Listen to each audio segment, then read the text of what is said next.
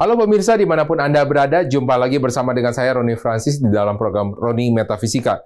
Karena di dalam program ini kita akan membahas mengenai keberuntungan, kesehatan, bisnis, dan lain sebagainya. Di dalam episode kali ini kita masih akan membahas satu tema yang sama, yaitu mengenai namanya partnership atau hubungan bisnis. Dimana kalau di dalam hubungan bisnis ini akan selalu berbeda setiap tahunnya, akan selalu berbeda juga di dalam setiap show di mana Anda melihat di dalam tahun kelahiran Anda. Tentunya secara lebih detail lagi kita harus mengetahui tanggal, bulan, jam lahir Anda untuk lebih tepatnya lagi bagaimana tentang diri Anda. Kali ini kita akan membahas secara general, yaitu adalah secara dari tahun lahir Anda. Dan bagi Anda yang belum mengetahui tahun kelahiran Anda bernaung di dalam zodiak apa, maka Anda dapat melakukan hal tersebut pada mesin pencari Anda dan Anda cek bagaimana bernaungnya tahun kelahiran Anda terhadap zodiak yang ada. Nah, mari kita lihat pada layar di balik saya ini. Nah, di tahun 2025 kita banyak melihat pada tahun 2025 ini adalah tahun kesulitan. Orang-orang mengatakannya karena orang mengatakan terjadi banyak sekali pemecatan secara massal atau pemutusan hubungan kerja. Akan tetapi tahun 2025 bagi partnership itu akan menjadi sesuatu hal yang berbeda. Karena partnership di dalam tahun 2025 akan banyak sekali terjadi. Coba bayangkan, Anda dapat berpikir secara logika apabila ada terjadi namanya masalah, apabila ada terjadi namanya hambatan dan rintangan, apa yang menjadi masalah pertama? Adalah modal. Maka orang akan bergabung untuk meminimalisir resiko dengan bergabungnya modal di dalam satu perusahaan. Akan tetapi perlu Anda ingat juga, kalau misalnya ada bergabung di dalam satu perusahaan, maka yang bergabung bukan hanya dari modal, tetapi adalah menggabungkan dua karakter orang yang berbeda. Menggabungkan dua karakter orang yang berbeda bukanlah hal yang sangat mudah, karena banyak orang yang akan bertengkar di dalamnya. Kita banyak melihat ada perusahaan-perusahaan yang berumur jagung sudah mulai bubar.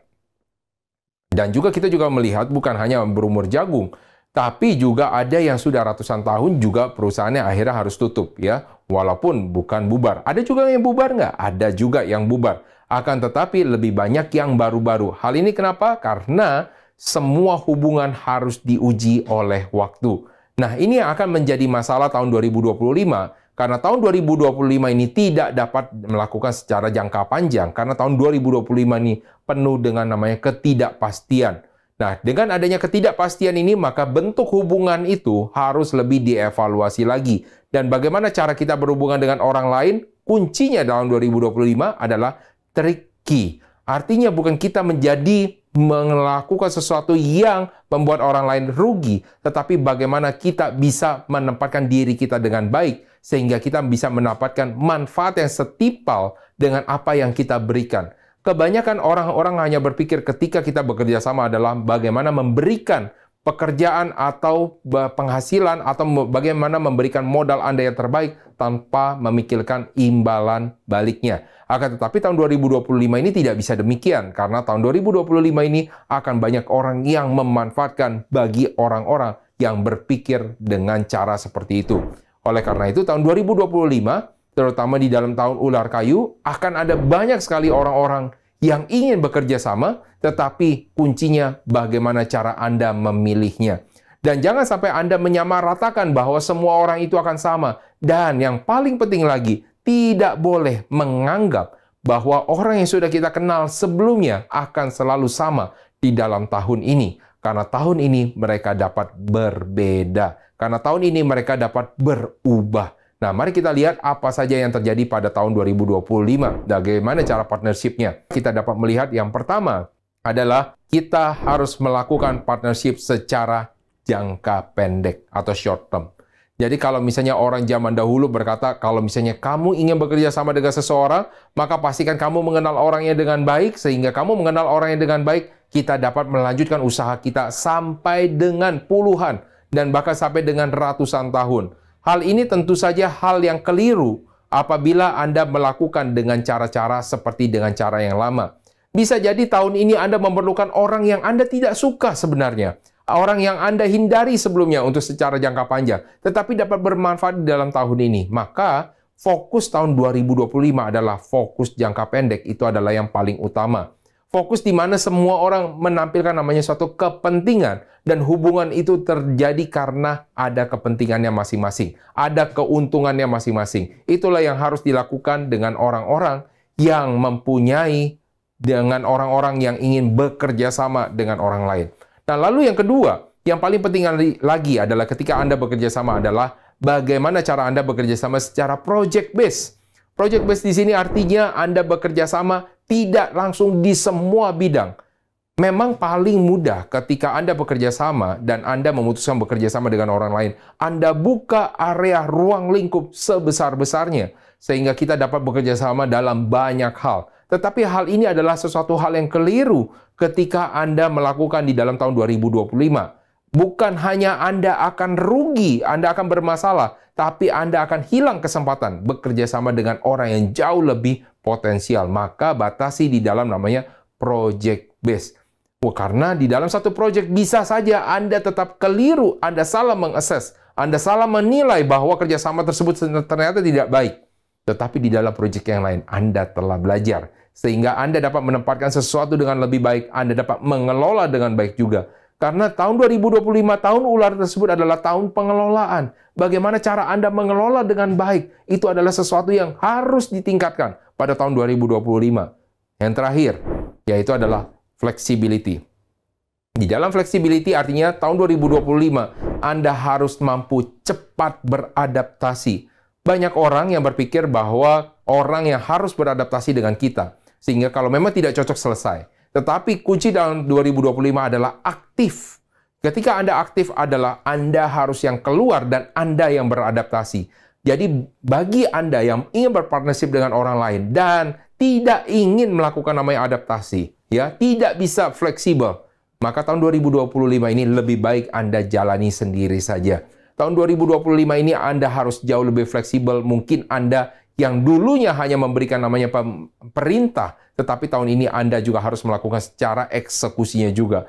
Maka pastikan Anda siapkan diri Anda tahun 2025, karena tahun 2025 itu banyak ketidakpastian, banyaknya perubahan, banyaknya sesuatu tipu muslihat yang ada. Sehingga jangan sampai Anda terjebak di dalam namanya tipu muslihat ketika Anda melakukan partnership dengan orang lain. Karena tipu muslihat ini yang akan menjerumuskan Anda pada tahun-tahun ke depan. Tahun 2025 ini adalah sebuah fondasi. Jadi apabila Anda lakukan dengan benar, pemirsa, tahun 2026, 2027, Anda dapat mulai melihat hasil dari fondasi yang Anda buat. Jadi partnership dengan orang lain harus lebih selektif karena perubahan sangat-sangat banyak di dalam tahun 2025. Dan jangan sampai Anda termakan isu, termakan dari ucapan orang lain, karena bisa jadi ucapan orang lain itu mengandung sesuatu hal yang tidak benar. Nah, kita akan membahas 4 sio nanti di kedepannya yang merupakan sesuatu hal yang ingin disampaikan, sesuatu hal yang dapat Anda gunakan. Maka jangan kemana-mana pemirsa, tetap saksikan Roni Metafisika. Kami akan kembali sesaat lagi.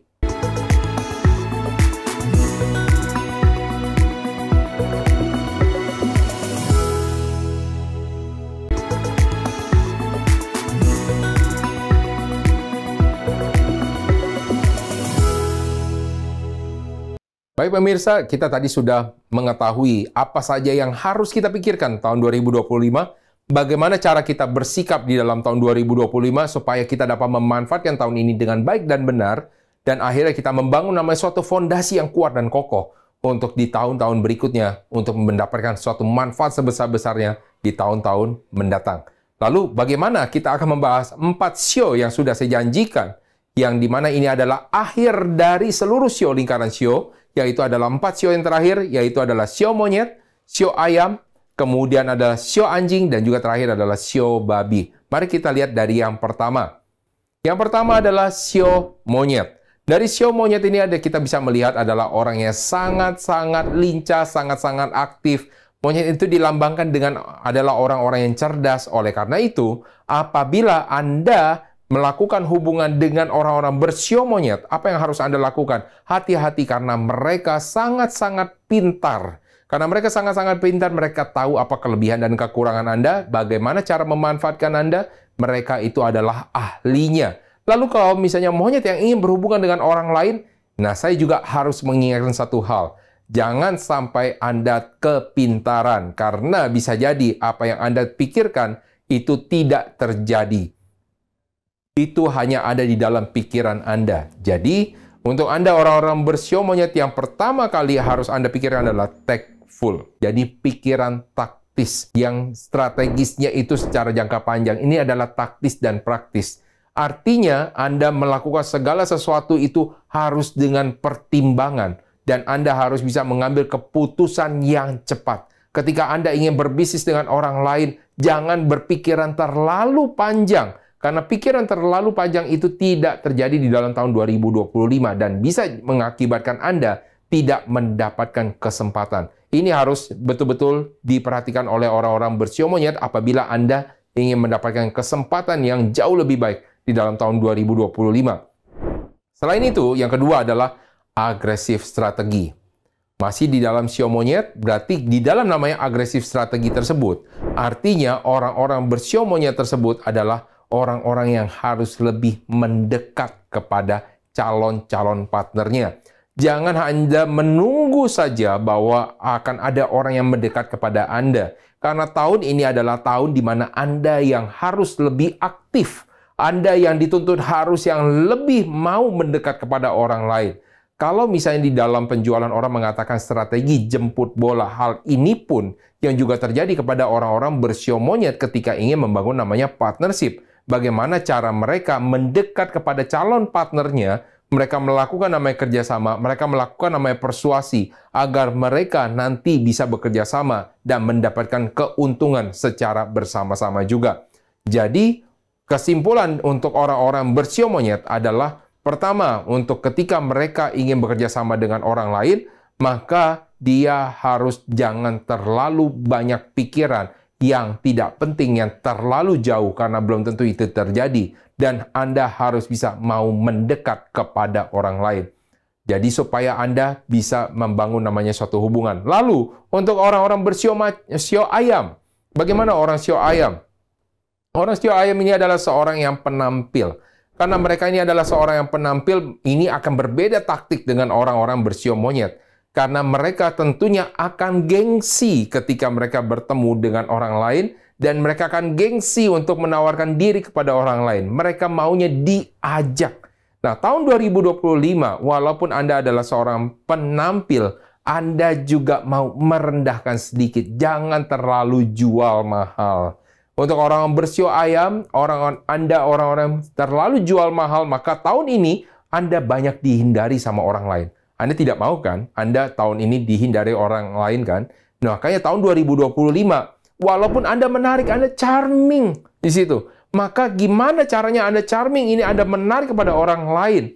Maka Anda, ketika ada orang yang mengajak kerjasama, jangan Anda terlalu jual mahal dan Anda tolak semuanya. Anda pikirkan dulu, Anda analisa, jangan memberikan langsung jawaban segera. Ini adalah satu hal yang paling sering banget terjadi kepada orang-orang bersio ayam. Penolakan terjadi segera. Ya, akhirnya menyesal di kemudian hari karena mereka berpikir banyak orang yang ingin berhubungan dengan mereka. Ini adalah salah satu pola pikir yang keliru. Jadi ketika Anda merupakan seorang yang didekati oleh orang lain, Anda jangan selalu berpikir itu akan terjadi selamanya. Ya, jadi untuk orang bersio ayam, jangan langsung ditolak. Pikirkan dulu, berikan waktu, baru Anda berikan jawaban. Yang kedua, walaupun Anda seorang yang menarik, tapi Anda juga adalah seorang perayu. Ya, karena Anda adalah seorang perayu, mulut Anda sangat manis. Jadi ketika Anda berbisnis dengan orang lain, jangan pernah berharap. Ingat, sekali lagi ya, ketika Anda hanya bermulut manis, tapi tidak ada kemampuan Anda di sana, maka orang lain yang akan menyesal. Dan ini akan bermasalah. Bukan di tahun ini, tetapi di tahun-tahun ke depan akan membangun namanya suatu masalah buat Anda. Orang akan menyesal kepada Anda dan akan memberikan penilaian buruk kepada Anda. Dan akan disiarkan semua hal-hal yang buruk tentang Anda kepada orang lain. Ingat, ketika ada masalah yang buruk akan jauh lebih cepat tersebar dibandingkan masalah hal yang baik ketika terjadi sama Anda. Jadi, jaga diri Anda untuk selalu namanya kalau mau bermulut manis, pastikan secukupnya saja. Jangan terlalu berlebihan dan jangan terlalu banyak menjanjikan hal-hal yang tidak dapat Anda penuhi. Ini akan sangat berbahaya, terutama ketika Anda membangun hubungan dengan orang yang baru. Anda tidak dapat berpikir itu adalah sesuatu hal yang wajar, karena memang ini adalah mungkin yang dilakukan orang terhadap Anda. Anda harus bisa dapat berpikir bahwa ini adalah karakter Anda yang nanti akan dilihat oleh orang lain. Jadi tahun 2025 bagi Anda orang-orang yang bersio ayam, maka Anda harus dapat membangun hubungan Anda dengan jauh lebih baik. Anda dapat membangun hubungan Anda dengan cara memberikan waktu untuk Anda memberikan jawaban. Dan ketika Anda berbicara, janganlah terlalu tinggi. Janganlah Anda terlalu memberikan harapan-harapan yang berlebihan dari kemampuan Anda. Karena ini adalah fondasi Anda. Hati-hati, ada banyak musuh Anda di luar yang siap-siap untuk menerkam Anda ketika Anda sedang lemah. Jadi untuk Anda orang-orang bersio ayam, walaupun tahun ini adalah tahun yang cukup bagus untuk orang-orang bersio ayam, hati-hati karena tahun ini juga Anda dilihat sama musuh Anda. Karena Anda dilihat sama musuh Anda siap-siap ketika suatu saat, ketika Anda sudah bintangnya mulai redup, akan ada banyak orang yang menyerang kepada Anda dan Anda akan bermasalah. Inilah yang harus dipikirkan untuk orang-orang bersio ayam. Jangan sampai Anda terlalu terbawa perasaan, Anda terlalu berbesar hati, bukan berbesar hati adalah orang sabar, tetapi berbesar hati merasa bangga dan congkak karena mereka sedang menunggu kejatuhan Anda. Untuk bagi orang bersio monyet, Anda harus berani mendekati orang lain. Anda harus jangan terlalu banyak pikiran. Anda harus berani bisa membangun namanya hubungan supaya Anda bisa mendapatkan namanya kesempatan. Nah, inilah yang sudah kita bahas dari segmen ini, bahwa ada dua sio yang sudah kita bahas adalah sio monyet dan juga sio ayam. Masih ada dua sio lagi yang akan kita bahas sebagai sio yang terakhir dari seluruh lingkaran sio. Jangan kemana-mana pemirsa, tetap di dalam program Roni Metafisika. Kami kembali sesaat lagi.